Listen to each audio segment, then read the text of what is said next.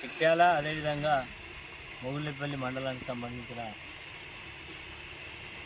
2 గ్రామాల కూడలికి సంబంధించిన మధ్యలో ఉన్నాం.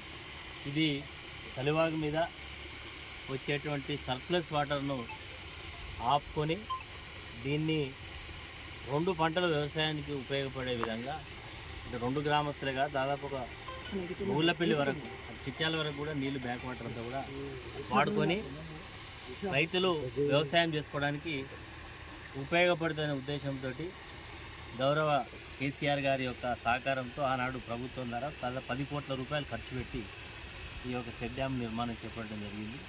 దీనివల్ల రైతులు 2 పంటలు చాలా ఈజీగా సునాయాసంగా పంటలు పండించుకుంటారు. గత సంవత్సరం ఇక్కడ ఉండేటువంటి శాసనసభ్యుడి యొక్క అసమర్థత వల్ల నీళ్లు రాకుండా చలివాగు నుంచి కొంత సర్ప్లస్ వాటర్ వదిలేస్తే ఈ వాగు మీద ఎప్పటికీ వాటర్ ఫ్లో ఉంటుంది. దీనివల్ల 2 పంటలు ఇక్కడ నుంచి ఈ యొక్క చెక్ డ్యామ్ దాటిన తర్వాత కింది భాగంలో టేకుమట్ల డౌన్ స్ట్రీమ్లో కూడా ఇంకొక చెక్ డ్యామ్ ఉంది. మరి ఆ చెక్ డ్యామ్ ఈ 2 చెక్ డ్యామ్లలో వాటర్ ఉంటే ఈ ప్రాంతంలో ఉండే ప్రజలందరికీ కూడా మరి ఉపయోగపడుతుంది. ఇక్కడ ఉండేటువంటి ముదిరా సోదరులకు చేపలు కూడా పట్టుకోవడానికి ఉపయోగపడుతున్న ఉద్దేశంతో 2 చెక్ డ్యామ్స్ను పెద్ద ఎత్తున మరి కట్టియడం జరిగింది.